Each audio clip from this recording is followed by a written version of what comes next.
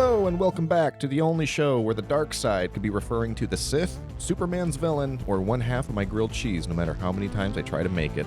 I'm Max. I'm Matt. And I'm Luke. And this is Force for Thought.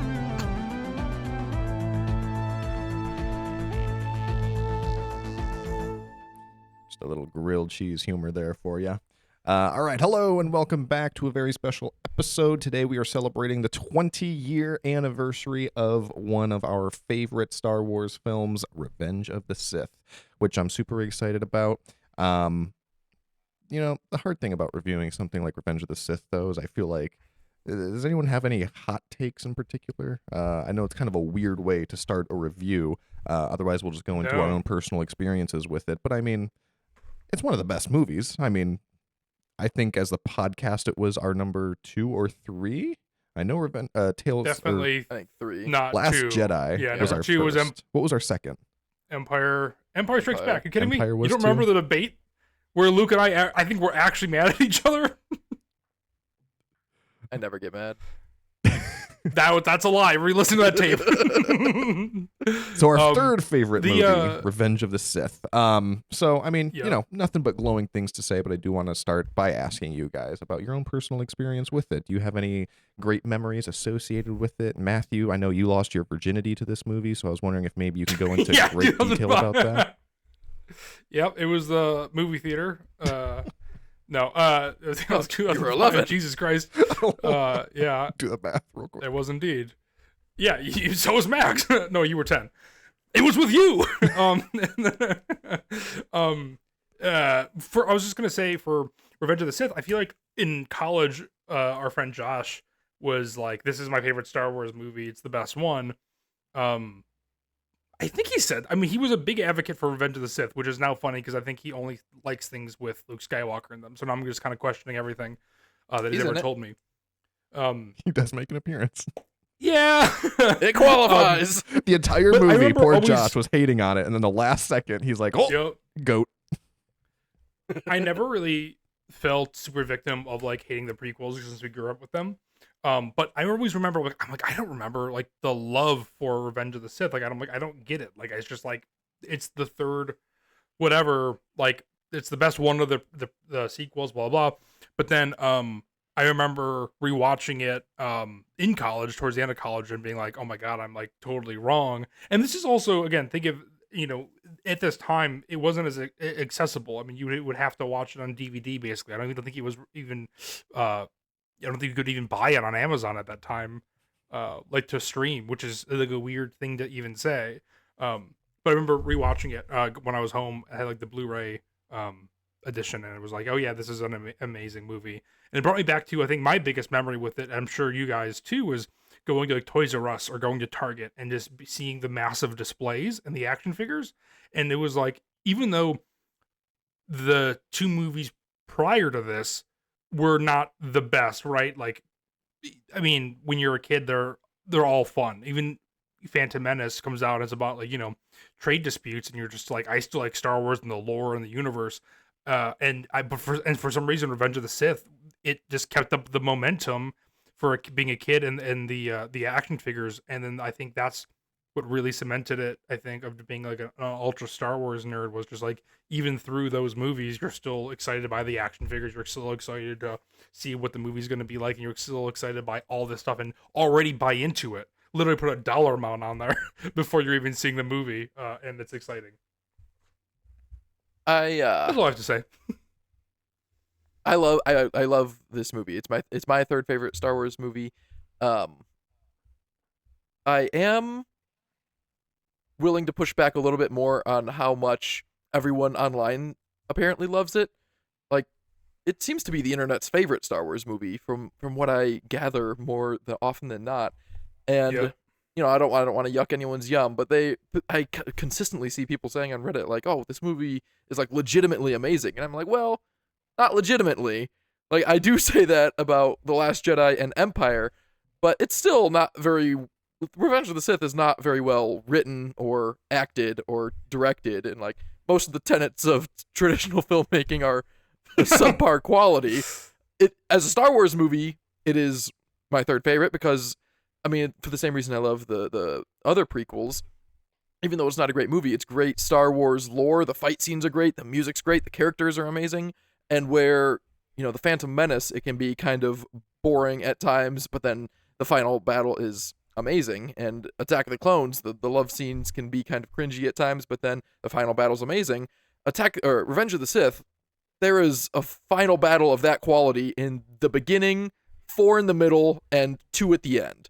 And so, of course, it is artificially elevated on everyone's list. There's just so much that happens. I do think, I forget, I think it was the South Park guys that were at some convention or something talking about writing. And I always think about that their philosophy on writing, instead of like saying, and then something happens, say this happens, therefore this happens, and so then therefore this happens, instead of this happens and then also this happens, like everything kind of links into the next thing, which I think is how Empire and The Last Jedi are made, and most traditionally well-made movies are made. Revenge of the Sith does not really. Like, they rescue the Chancellor, and then the rest of the movie happens. Like, they kill Count Dooku, and then the rest of the movie happens. They kill General Grievous, and then the rest of the movie happens. Like, the main plot points for each act don't really influence the next plot point, which just happens. Yeah. That Wow, all that being is said, blowing my mind. That's a great. This is still my third favorite Star Wars movie because all those fights are so amazing, all the Star Wars-ness of it, all the lore stuff. Like, it's obviously everyone's favorite of the prequels because the most stuff happens. There's like 4 different climactic scale battles or events that would satisfy you for a whole movie, and it just keeps happening one after the other. It is a treat to watch every time. Yeah, it really is. I agree with.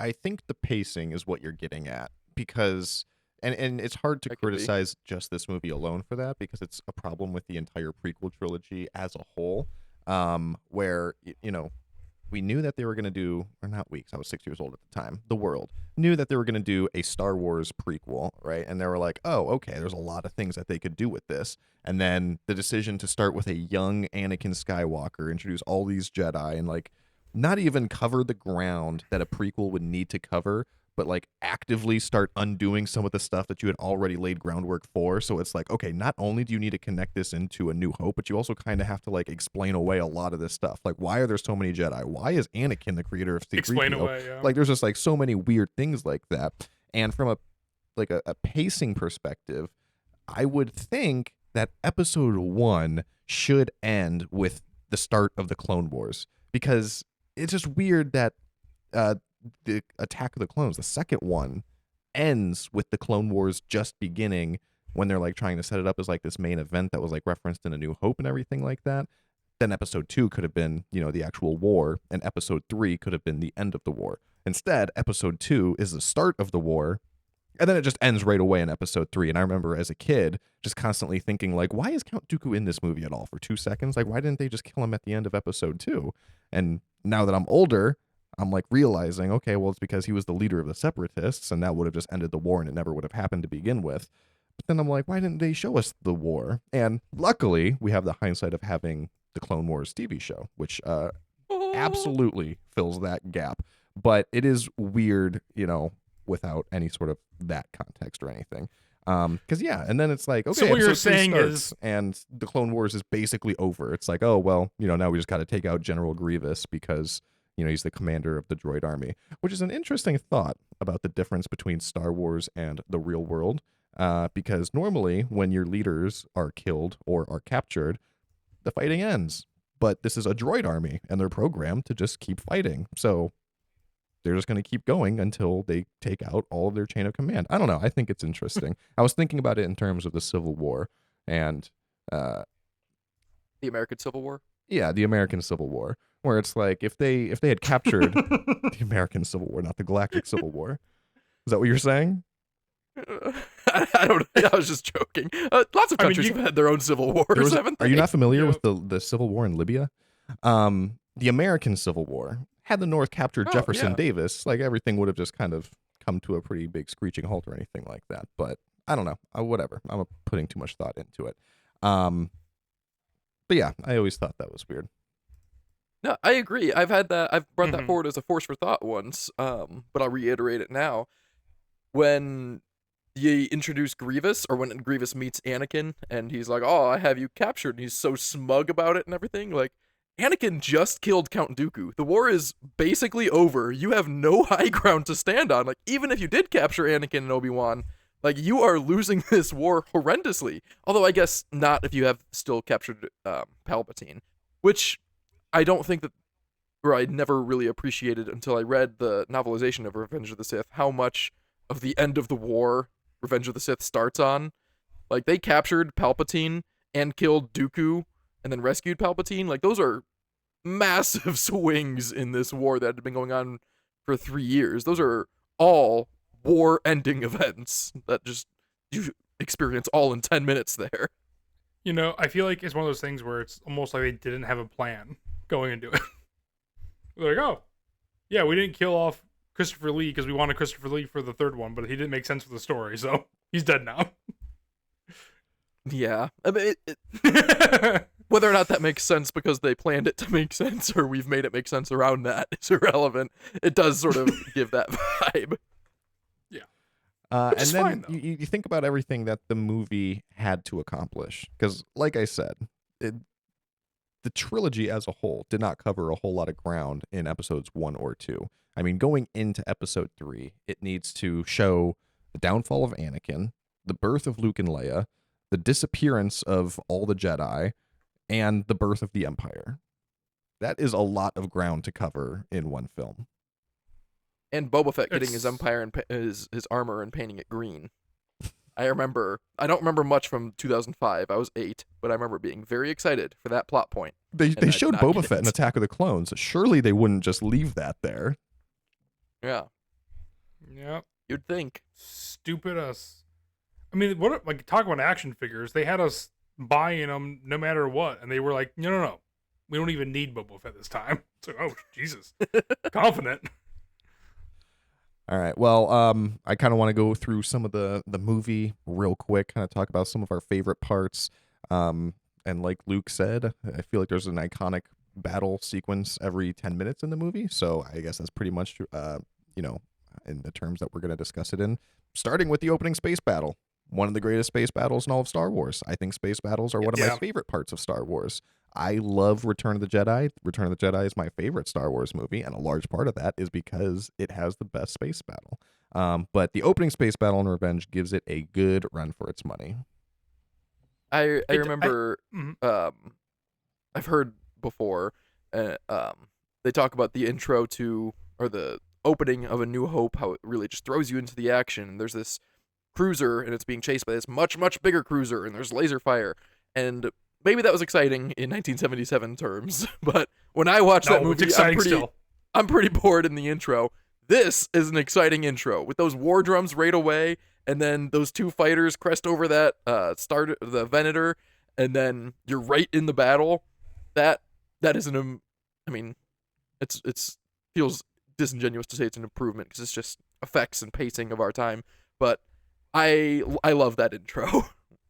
It's a great. I think it's also the first time that Obi-Wan and Anakin come into their own of like their dynamic. I feel like in Attack of the Clones, it's like they're setting, they're testing it out. Obviously, it's weird dynamic to have Hayden Christensen in the second movie where Ewan McGregor has been here already for 3 years. But I think that in Revenge, I think in that space battle scene, it perfects their relationship and sets up their believability for later on, which is great because I don't think a lot does that in Attack. I think that's like we laugh at the Padme stuff and everything, right? It's like that doesn't make any sense. They just 180, but it's like no. I feel like when at the very end, when Obi-Wan, not to skip ahead, but when Obi-Wan, is calling him his brother and he leaves him, it is emotional because you have that great dynamic up front. Yeah, the relationship between Obi-Wan and Anakin, I think, is a huge part of it. It is a huge improvement. In Attack of the Clones, well, in Phantom Menace, it's just non-existent. Attack of the Clones, it is weird. It feels kind of like, I feel like the relationship in Revenge of the Sith is more brotherly, right? And I feel like in Mhm. Attack of the Clones, it was more like angry stepdaddy. Yes. Yeah, a lot of condescension. Yeah, a lot of, yeah. snarkiness. And yeah, I love that in Revenge of the Sith. They're kind of on equal footing. I mean, they're both throwing out plans back and forth to each other. Like when Obi-Wan's in trouble, Anakin comes and helps him, and vice versa. Although now that I'm thinking about it, I can only think of Anakin helping Obi-Wan. Does Obi-Wan really help Anakin at all? I don't know. I'm thinking too far into that because Anakin scrapes the buzz Just droids in off the his ship, guidance. and then Obi-Wan gets knocked out in the fight with Count Dooku, and Anakin helps him there too. Showing Yeah, those are the only two. that he's more powerful. And they never granted him the rank of master. It's not just about power, Maxwell. You got to be in tune with the Force. Okay, but I do want to talk a little bit about the fall of Anakin Skywalker. So starting, I guess, with the reveal, he gets off of, well, he doesn't get off the ship, but they arrive back on Coruscant, and Anakin and Padme are expecting. And that's exciting. I feel like the audience is waiting for that one. We know who the children are, obviously. And that plays a big part in Anakin's downfall. So I don't know. It's not a twist because you know that they're gonna have kids, but I don't know. What do you guys think of Padme's pregnancy? Still to this day, I don't think about Luke and Leia until the very end of the movie. I think that the space battle really wraps me up in it, to be honest, and I'm like excited for that story. It's weird. I just don't even think about Luke and Leia in that moment. Which is funny that you bring that up. I'm also, again, maybe a dumb person. I think that they handle the pregnancy very well because in a trilogy that is very poorly received for its writing, I mean, you can rewind 15 minutes. I was just saying this. The plot point of Anakin falling to the dark side to save Padme because he was having visions of her dying, and that had already happened with his mother in the previous movie, that tracks.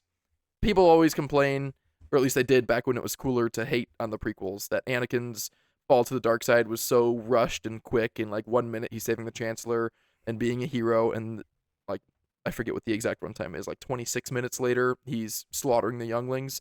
Like, yeah, the pacing could be a little bit better, but the story elements are there, and I quite like all of that. The pacing of the trilogy could have been better, but again, Revenge of the Sith had to move. They had some ground to cover.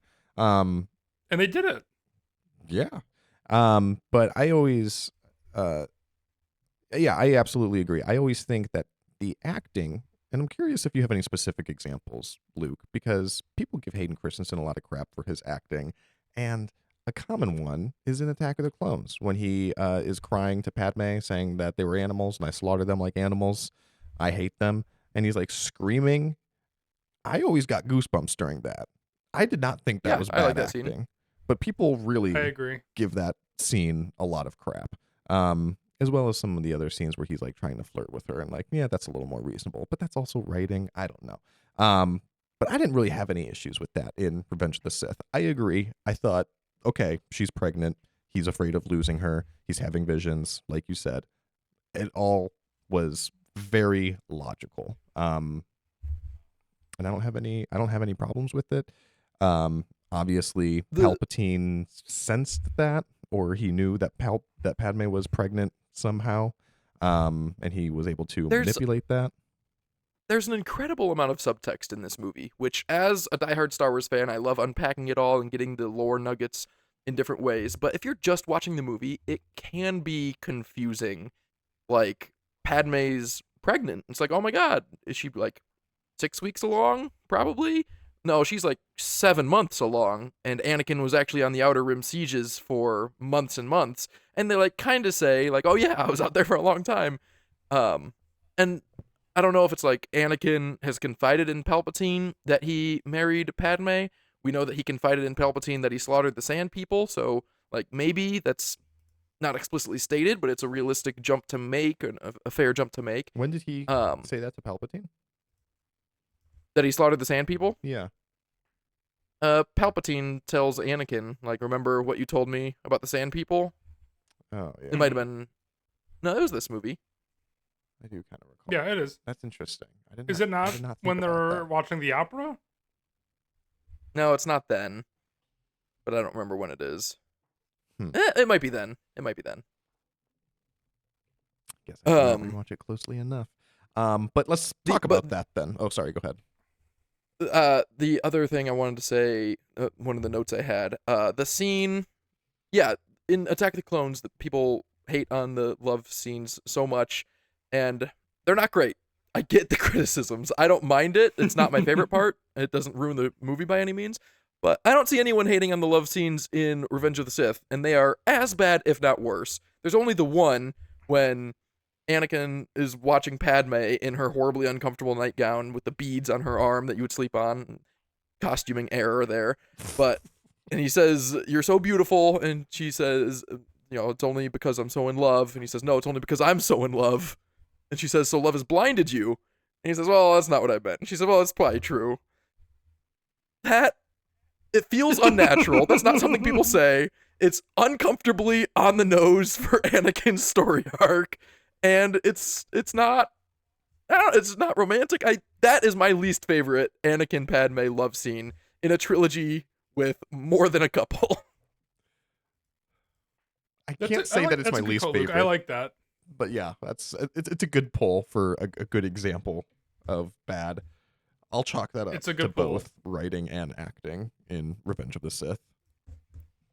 And the upside is that Hayden Christensen proved us all wrong with his acting in Jumper, so it really worked out. Jumper, and Sam Jackson. He is a good actor. That's true. Yeah. All right, and then let's talk a little bit about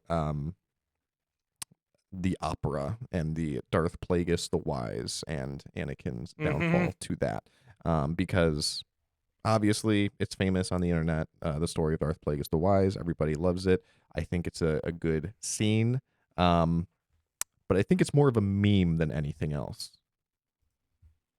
It's become that now because I think also, like we've been talking about this entire time, I feel like Star Wars doesn't know how to sometimes play things off. They set things up. Like, I feel like what George Lucas was doing there was like, oh, well, you know how we mentioned the Clone Wars in the first trilogy? Let's do kind of the same thing now to set something else up. Like, I don't know if there is something. I know he talked about how there was like 9 movies total and blah, blah, blah. I don't know if it's ever, I don't know if he's ever said what the other ones would be about, but I would just have a suspicion that that would be. It's not interesting or related to Darth Plagueis. Perfect. It would have been a that sounds trilogy. Like George Lucas, actually. Yeah, it would have been a sequel trilogy where they go into the very nitty-gritty details of the Force and into the Journal of the Wills. There was a bunch of stuff with that, and a lot of midichlorian stuff, and it would be like on a microscopic level inside the midichlorians and stuff like that. Like an actual microscopic, like Osmosis Jones? Is this when we talked about Osmosis Jones last time? I was about to say this is not the first time we've talked about Osmosis Jones on this podcast. It's got to be. There's no way that comes up in more than one conversation. It's my favorite Bill Murray movie. So, I mean, but that scene, I don't want to say overrated, but it's overrated, right? I mean, it's overrated because that's the one scene in the prequels that's like a good scene. Like, it would be average in a good movie, but because most scenes leave you with the feeling of like, well, that looks or seems or is weird, when a scene is just pretty good the whole way through, it does seem a lot better. I love Star Wars. I love the prequels. But I see why that scene is it does get overpraised because it is better than all the other scenes. So we know that some of what Palpatine said in that speech was true. But my whole thing was he could have been lying. I mean, this is Palpatine. He's just manipulating him. I mean, every single thing he's saying could have been a lie.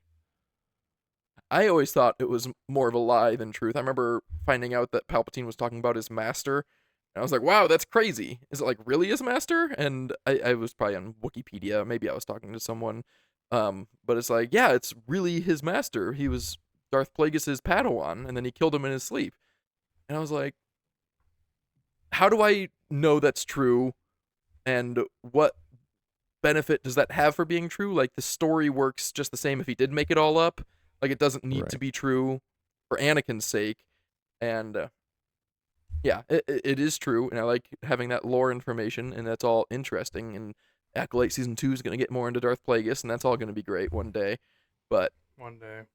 I don't There isn't. put that much stake in that. I agree too, just because I feel like if you know what Palpatine is doing, his motivation, but then also beyond that, just like I don't know, like politicians in general. Like I think over embellishing is kind of part of the game, and I feel like that being so good at being able to play somebody, let alone have this secret talent of being an actual Sith. Yeah, I could definitely see that being embellished for, pulling the strings. You're being able to, I don't know, you know how to manipulate somebody, like 7 ways to Sunday, I guess. Maybe it was a Um, Heisenberg situation where he just saw Darth Plagueis die in his sleep, and he's like, "I'm gonna tell people I did this." Is that what happens in Breaking Bad? I should watch that show. He doesn't. You never watched Breaking Bad? I don't think he tells I've Jesse seen that the first he killed couple his episodes girlfriend, and the but- last one.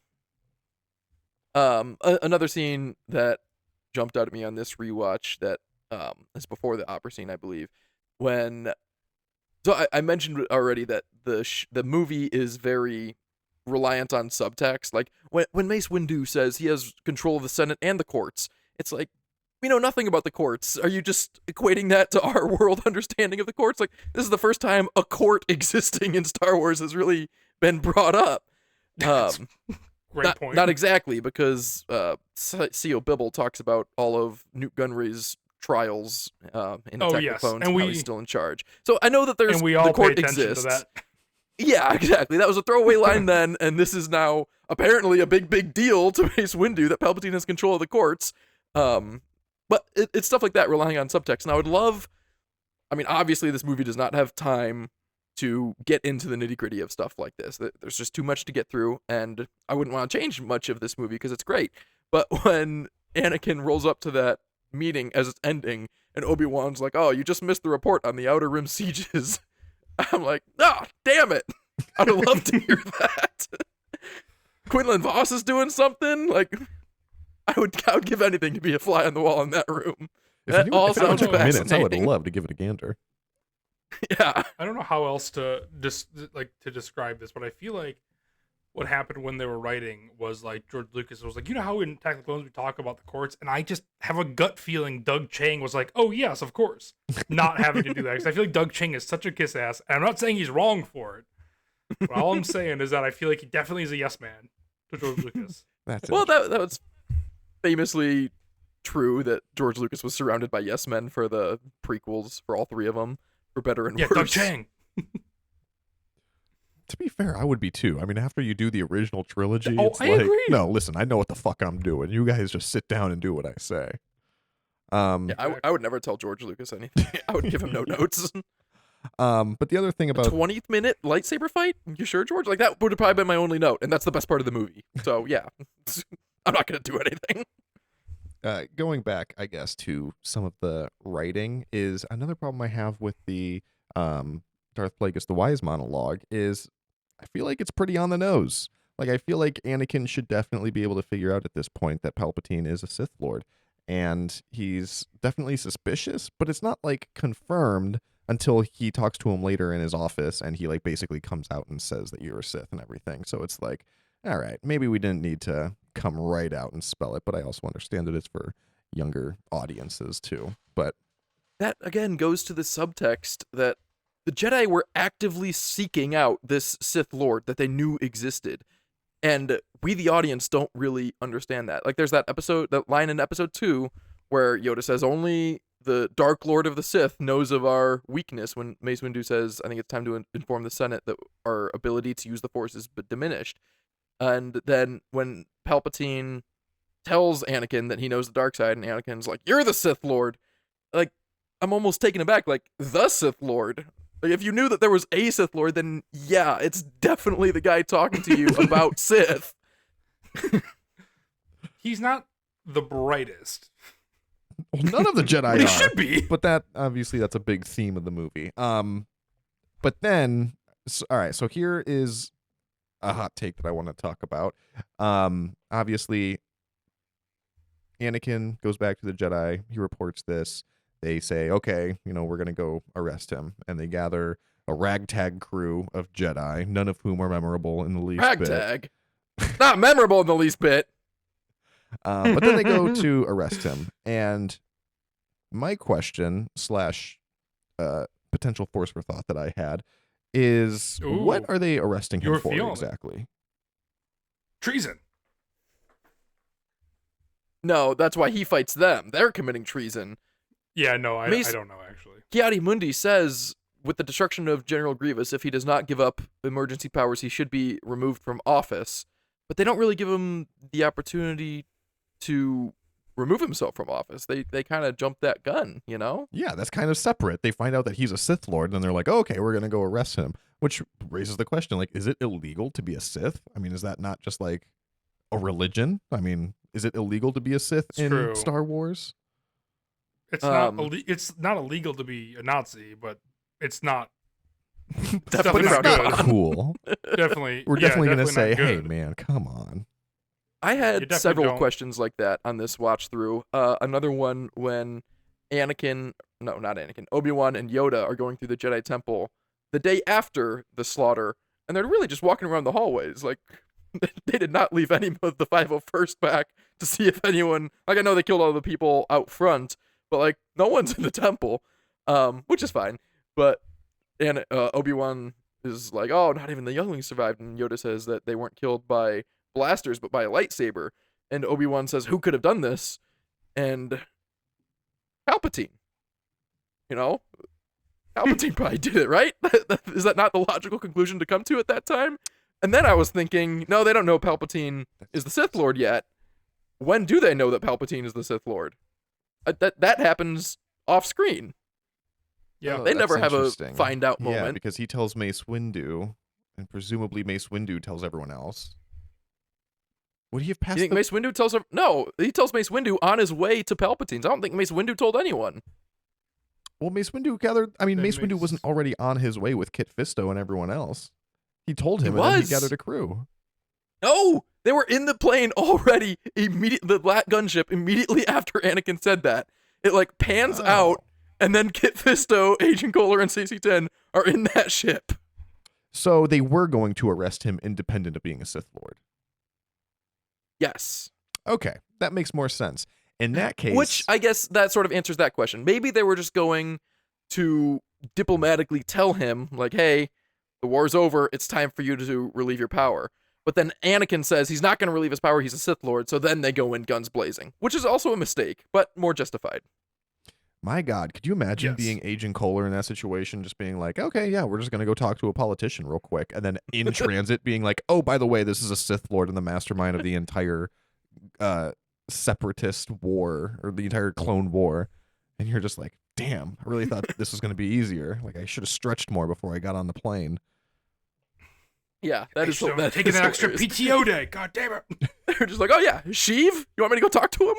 Sure. Sheev. My boy, we're gonna have dinner.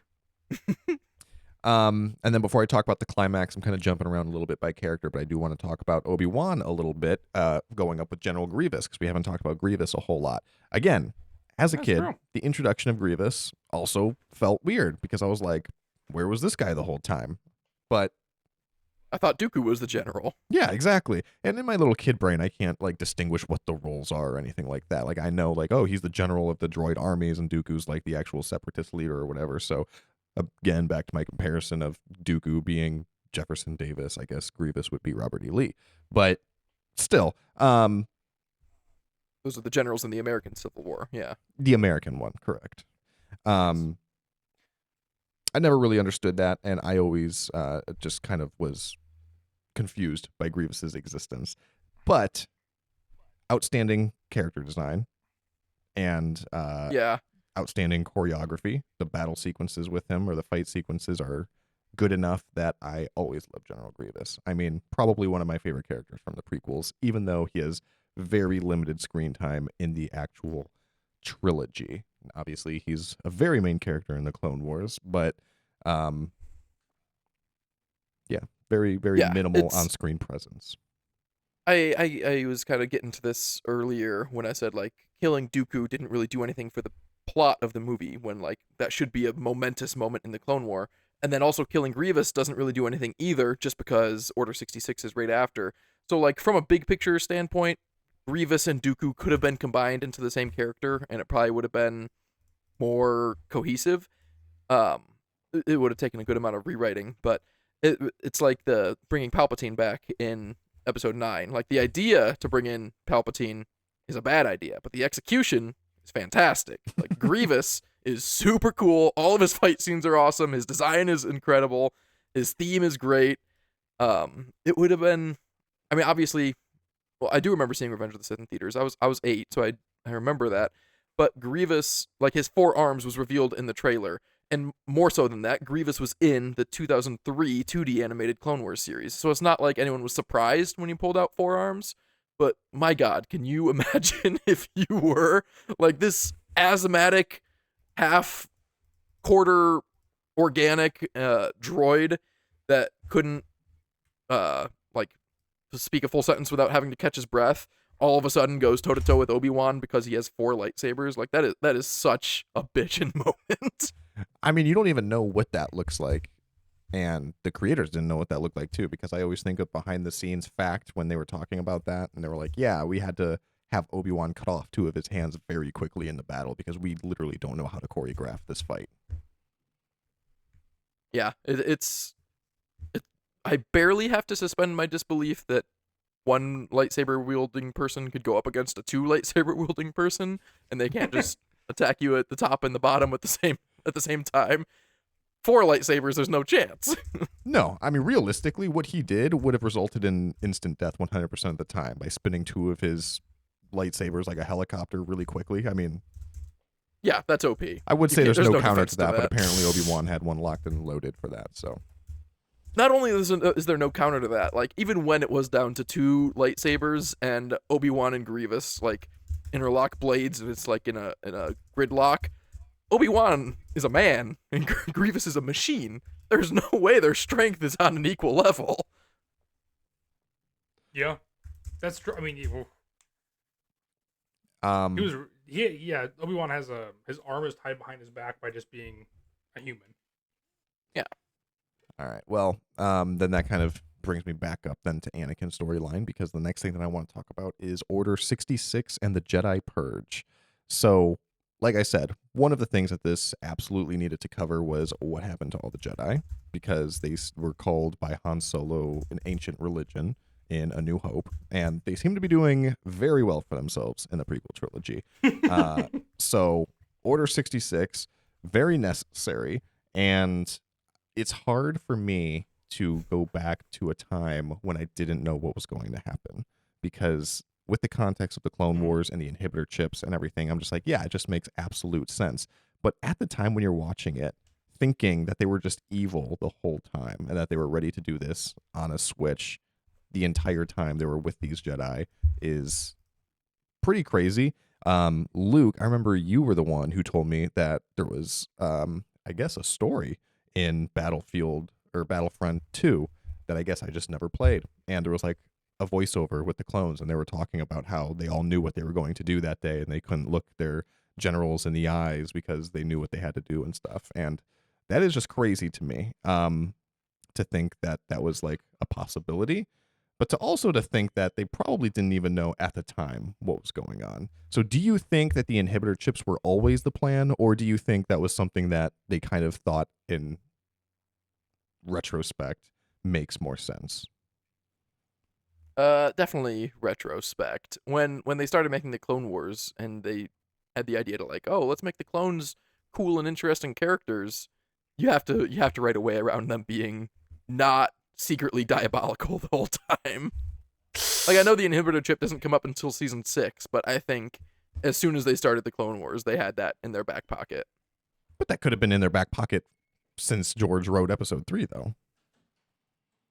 No, because then the clones were just faceless, mindless soldiers. It didn't matter if they were secretly diabolical the whole time, because you didn't know who or what they were really. I mean, you knew Jango Fett, who was a bad guy, and you kind of get to know Cody, but like, you're not really rooting for them, so it's not a problem if they're evil the whole time. But once you start making them like the protagonist of your show, you gotta fix that. At least that's my thoughts. So what are your guys' thoughts on Order 66? And another question that I had for you was, does it bother you how many Jedi survived it?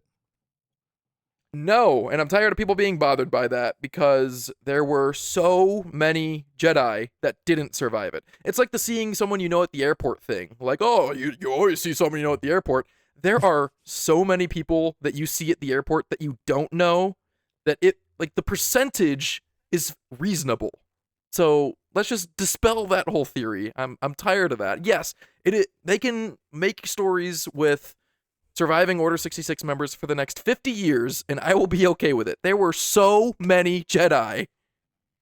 I 100% agree. I think there's a I 98% agree, and I think the only reason because like in a war, right? Like so many people are going to survive, so many people are going to be able to. There's so many. The world is huge, let alone the galaxy. Right? There's gonna be so many pockets where it's not gonna. You're gonna be able to sneak your way through. The only thing that I think the movie does it a disservice. I mean, it is the source material, but the movie in Revenge makes it feel like every single Jedi is so wiped out, and everything we know from the original trilogy feels like it is wiped out. Right? I mean, obviously, it makes a lot of sense that people are in hiding, but everything we know up into this point, from 77 to 2005, it is such a big deal that everybody is gone. That now it's like, well, yeah, realistically, there's going to be other people, but I think they make such a big deal out of in 6 movies that there's no Jedi. Basically, that's the only 2% where it just like irks me a little bit. Is like, but again, it makes sense. But there's also this aspect I think where it's like, well, wouldn't Jedi just be being born consistently as well, potentially? And I think that could be an interesting route where you take as well. Like you said, like they can consistently bring up the fact that there's more Jedi that survived, but then I think there's going to be more holes to poke in dialogue within the first 6 movies that it feels a little bit disingenuous at some point. But again, like Luke said, I am also fine with it because it in the entire galaxy, again, the entire world. If you look at World War I or World War II, there's going to be people that survive no matter what, let alone a full galaxy. Also, I'm not gonna die on this hill, but it does support my theory, so I'll bring it up. The reason we think that no Jedi survived into the original trilogy and there's no Jedi around is because Luke Skywalker had never heard of them, and he's a nobody on a nobody planet that knows nothing. Han Solo had never heard of them, and he's a nobody in the Outer Rim doing nobody things. And several Imperials make comments about your ancient religion and I can't remember the other exact quotes, but I believe Tarkin and someone else makes a comment about how it's nothing anymore, and that like is the propaganda machine. Those are the people trying to spread that message that the Jedi and that religion are nothing. So of course they say that. That Like is true within the world, but as the viewer in that context, it's different. But you're right. But I agree what you're saying. I agree. Like the Rebel Alliance says, "May the Force be with you" regularly outside of the Jedi. So like, it's not gone.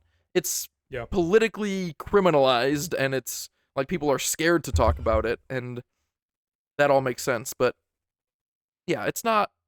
They didn't completely decimate it, and I feel like people don't get that very often. That's really interesting. I never thought about the Rebel Alliance constantly saying, "May the Force be with you." Because you're right, that would be like, in addition to just like, actual well wishes, it's also a little protest. It's a little middle finger to the man there, isn't it? Mm-hmm. It also, I think, is that aspect of hope, right? Even if it is long gone, that ancient religion, it's still, I think, that little bit of hope that if you say it, it continues to be alive, right? Same thing with photos or with culture being passed down. Which is a whole other conversation. I feel like it is interesting, but like, in general, I feel like within this digital age, culture is passed on physically. So how does that continue to happen when it's all digital? But I feel like within the Star Wars universe, those little sayings are passed down in order to keep things alive. And so one of those things, like, you're alive as long as somebody at least knows who you are. Mm-hmm. Yeah, that's really well said, Matt. now I feel bad bringing up my next point because it's so unrelated. But No, please. when Obi-Wan Matt's goes giving me to an existential Utapau, crisis. Get me out of here. I noticed on this rewatch we almost had our one instance of someone saying like, "Oh, go to this planet," and then you go to this whole planet and you immediately find where you need to be. Obi-Wan goes to Utapau and he goes up to the first guy he sees. He's like, "Hey, can I use your city as a base to search the surrounding system for Grievous?" And I was like, "Oh, finally! He's not in the first place you see." And the guy's like, "Oh yeah, he's here, 10th level." That made me laugh this time. That is funny. That is something that I've never thought about before. The astronomical odds. It's a whole planet. Yeah, and it happens very consistently, and I'm fine with that. But then the one time it almost doesn't happen. And then also that scene when he says like they're here, they're watching us, thousands of battle droids, and Obi-Wan says like I understand. And it's like are they listening? Because you're not really being discreet with what you're saying, but we're just being discreet with the conversation as a whole because they're probably watching. And then Obi-Wan says, if you have warriors, now's the time. And then Tian Madan, I think is his name, he just bows. And if I was Obi-Wan, I'd have been like, whoa, do you? Because I'm actually the general, and so this will severely impact my battle plans. That's interesting and funny in hindsight because apparently that was a no. I don't remember seeing anyone else fight other than clones and droids. Yeah, I was looking for it this time. I didn't see any of them. Like, I wouldn't be mad if they said, like, oh, they were on a different level fighting somewhere not next to Obi-Wan. Like, oh, yeah, that'd be fine. But yeah, that is funny context, though, that he just bows. And in his head, he's just like, noted. Right, this guy's like Obi-Wan says, if you have warriors, now's the time. And in his head, he's thinking, like, okay, I don't. Bow. Like, you're just giving him false hope now. Just bow. In his head, he's like, just bow and walk away. Just walk away. That is funny. However, the more I think about it, though, the idea of like constantly going to planets, like immediately finding the person that you're looking for or something like that is kind of similar to another pet peeve that I have when people criticize anything, but it happens all the time in Star Wars about like nitty gritty things like, oh, how did they know this? When did they do that? And it's like, you don't see every single thing that happens in this universe. Like there are cuts, there are edits. Like maybe Obi-Wan did go to 6 places on Utapau and he was just like, hey, you guys mind if I park here while I search for ships? And they're just like, no, you should go here because I heard that they had droids there. And he's like, okay, I'll go check it out. Hey, do you guys mind if I park here while I look for park my ship here while I look for droids? And they're like, no, but you should go to this place because they, and it's like, of course they wouldn't show you that. That's not a good movie or anything. So yeah, I don't know. Stuff like that. It's like that when Padme gets to Mustafar and she finally goes and lands somewhere and sees Anakin take his hood down and run out. And she's like, fucking finally. Yeah. she probably did that 15 other places. That. That's funny. Yeah. My gosh. How inhabited is Mustafar? Because they do have people that live there. I was looking at the background this time, and it looks like there's not settlements, but more structures in the background than I've previously thought. Okay. Well, I was just about to say the opposite, that I don't recall seeing anything there. So, whatever. I'll take that back. But while we're on Mustafar, let's talk a little bit about the climax. Obviously, Such a good battle. The duel. Such a good song. On Mustafar. Yeah, I mean, honestly, I would say best lightsaber duel in all of Star Wars, except I feel like the Acolyte honestly does give it a run for its money. And yeah, I meant to go. I think it's the emotion behind it too, though, and it's like, yeah, it's the music, it's the emotion, it's got everything. I meant to re-listen to our best lightsaber battles podcast before this so that I don't contradict myself. But yeah, the Battle of the Heroes is top tier. I think it stands above everything else. Yes, and Matt is correct. It absolutely has the emotional weight behind it. Probably the most emotionally impactful lightsaber battle in all of Star Wars. The problem is that I've been around the fandom too much now that whenever I watch something like what's that battle called? Duel of the Heroes? Battle of the Heroes. Battle of the Heroes, that I'm just like constantly critiquing it in my head and being upset that like fanboys aren't upset about them randomly twirling their lightsabers for 30 seconds instead of trying to hit each other but they'll like Mm-hmm. go frame by frame through The Last Jedi and like say like, oh, look at this guy, he's just standing there instead of attacking, and it's like, give me a break. But that's my own problem. Trying to get better at that and just enjoying it. But it's one of the best lightsaber battles in all of Star Wars. Yeah. I wish And every it's lightsaber visually battle, great too. yeah. I wish every lightsaber battle started with them pacing around in a circle and talking. That's such a good scene. Why? I don't know. I think that's the second best, or at least my second favorite scene in the movie. After Anakin chokes out Padme and they have that exchange, I saw someone had that. It was probably a post on Reddit. They got that as a tattoo. That the dialogue from that whole scene, but just the first word of or first letter of every sentence, and it's like, if you know it well enough, you can read along. But it's like 10 lines or so with just each line having like 4 to 10 letters. That's really cool. But yeah, that seems great. And then simultaneously, the battle between Yoda and Palpatine, another great battle. I like that they differentiated it, because we have already seen Yoda use his lightsaber, jump all around like a little madman against Count Dooku and Attack of the Clones, and we're already getting an incredible lightsaber battle on Mustafar that I feel like they did a good job of differentiating it by having it be more of a battle of the Force, and they're throwing the Senate pods at each other and stuff like that. I really like that. Less It's of an also great just emotional for impact in that one, but still very entertaining. But it's emotional in the fact that I think that it is the deconstruction of their politics. Literally. I mean, thematically. The Senate is literally being destroyed, and a place that is supposed to be respected is it's the opposite. Yeah, for a battle that I don't want to say I wouldn't be that interested in, because it is good, but it would have been the 5th best battle of this movie, which I guess it still might be.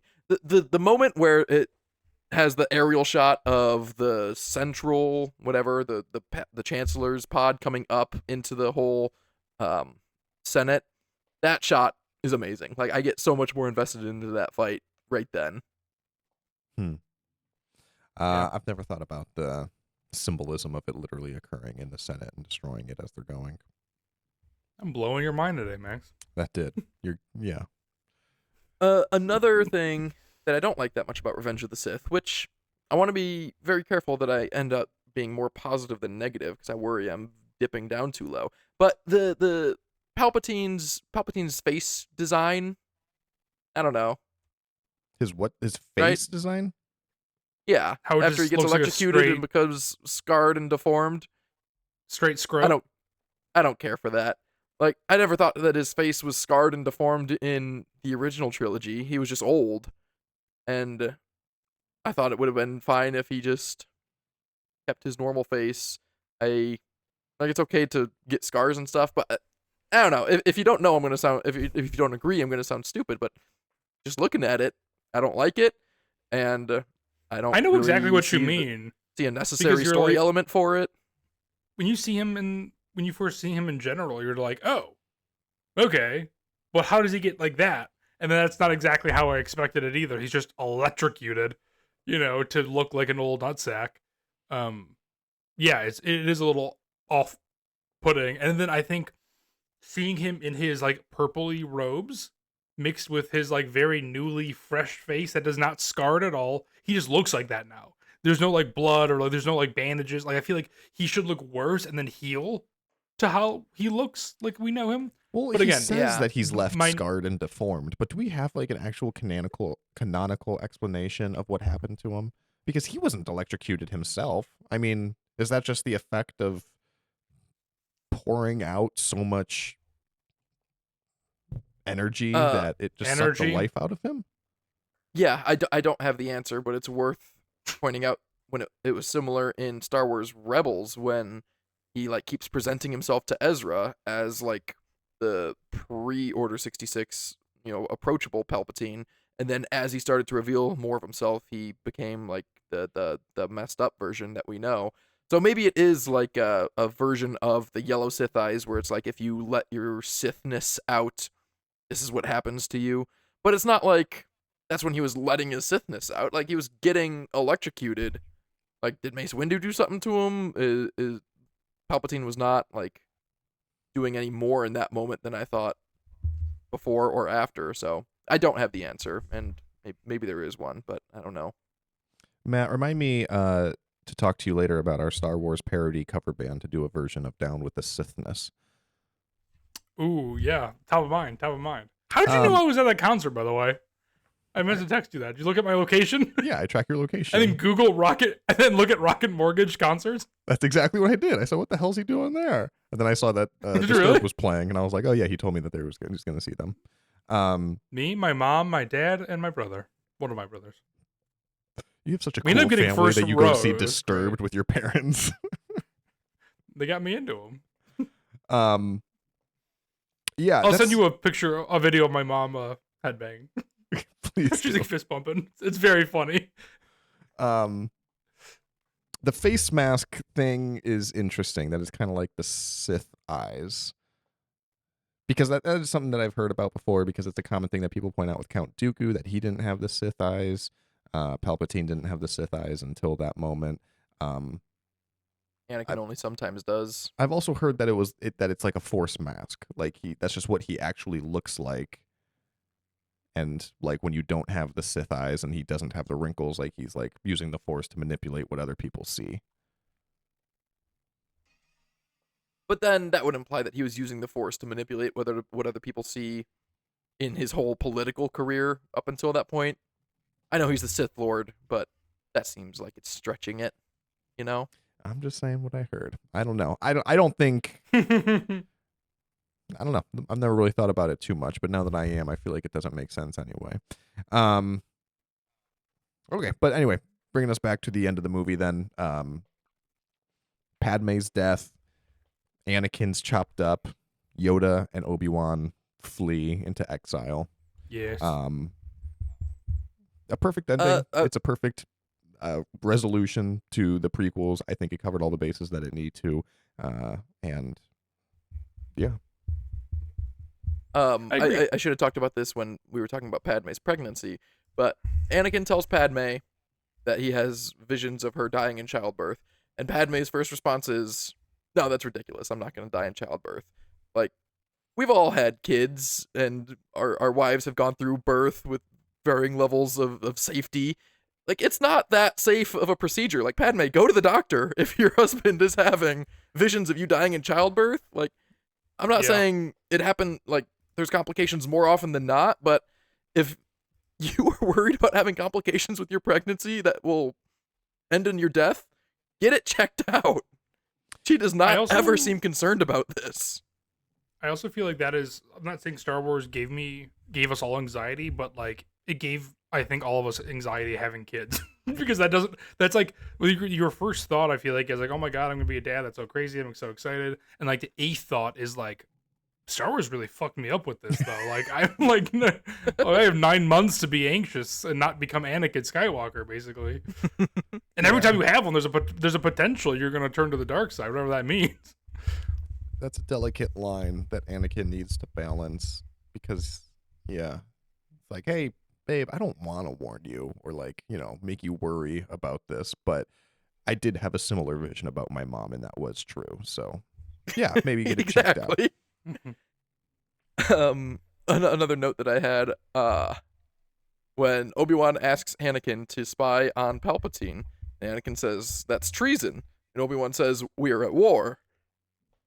No, that's not the response. Like, we're at war and you're asking me to commit treason against the side that we're on.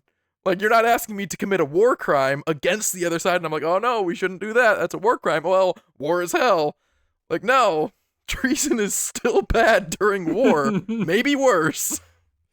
Yeah, It's maybe add on to that. Like, we're at war and we believe that he is the leader of the enemy. There we go. It kind of does away with the whole idea of due process, so I'm not saying that I advocate for this position, but it's only treason if we're wrong. Yeah, you know, soup History is to written by the nuts. He's just a victors. bad communicator. It's true. What?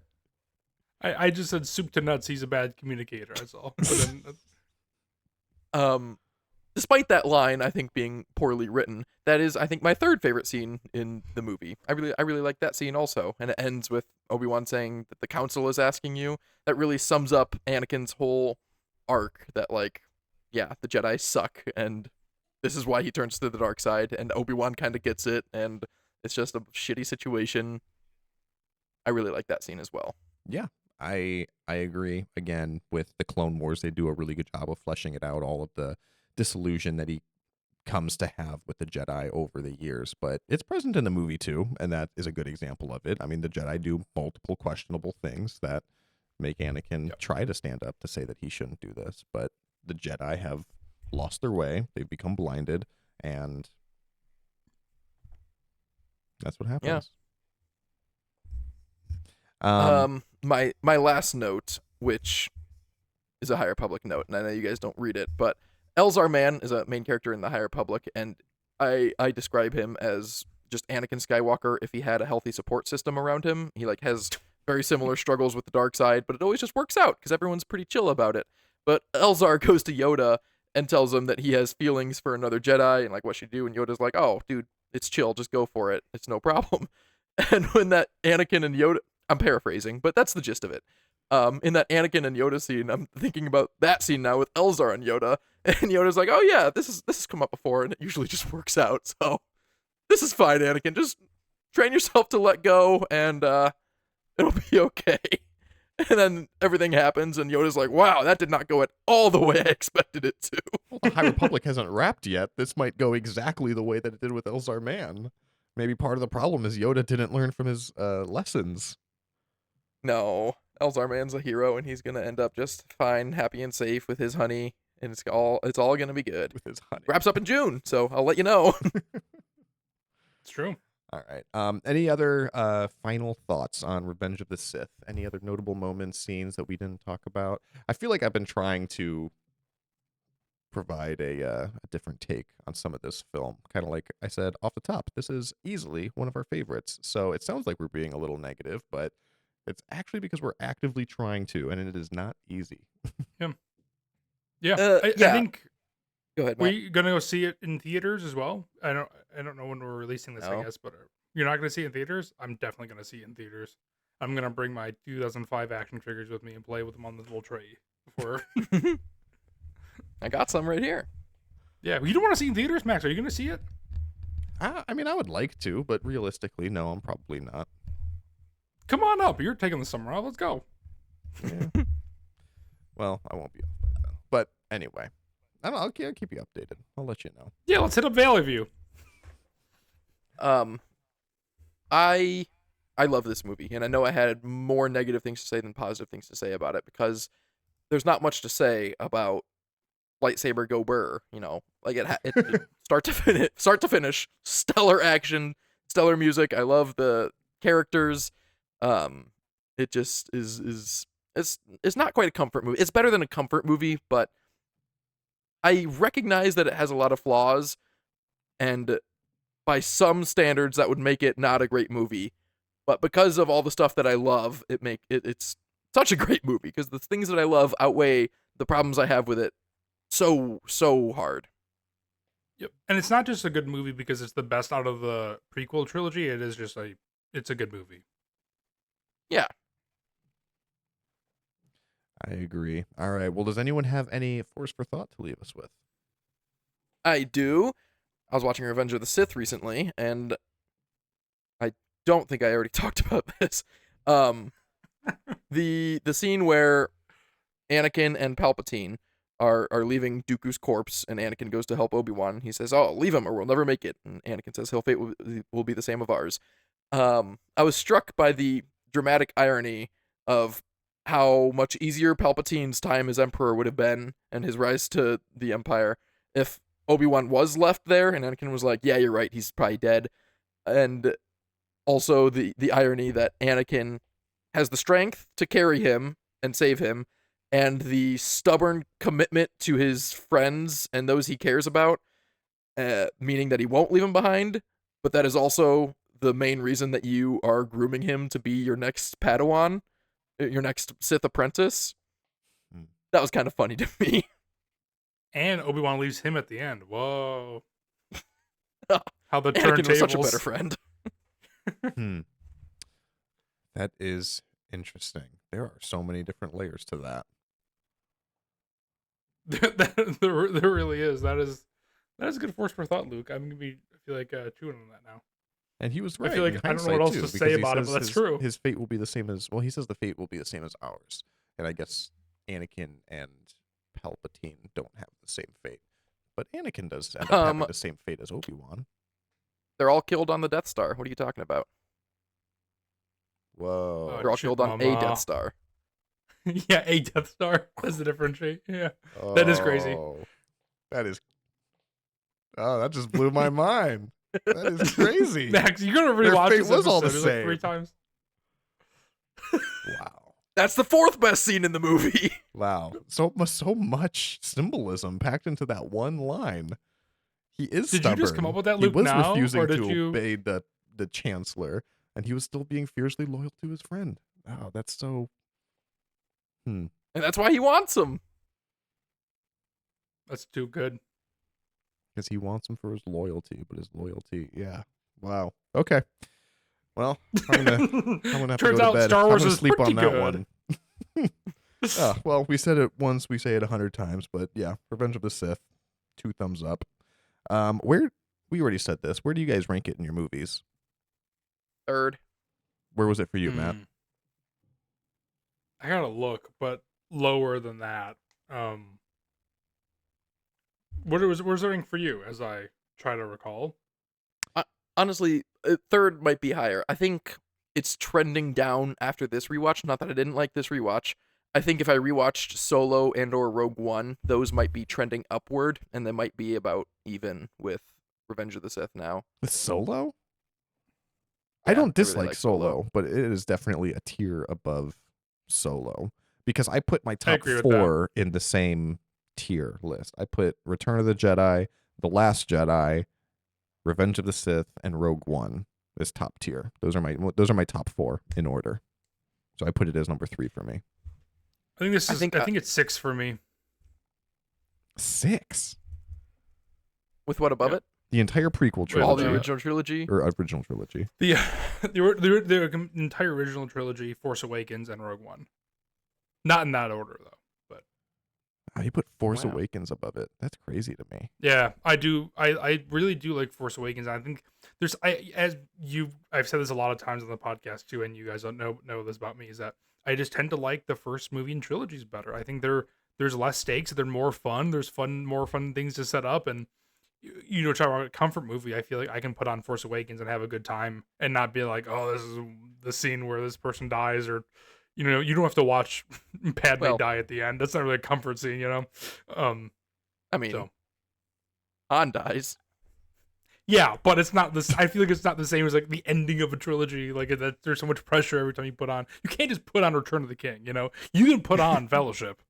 That's true. There's that bittersweet moment where Han dies and it's sad, and it's also like, but Harrison Ford always wanted this, so good for him. He's in a better place. And that's why no one. Burbank. That's why no one liked Indiana Jones. Yeah. And the Dial of Destiny, because he did not die. I didn't know that. I actually never saw it.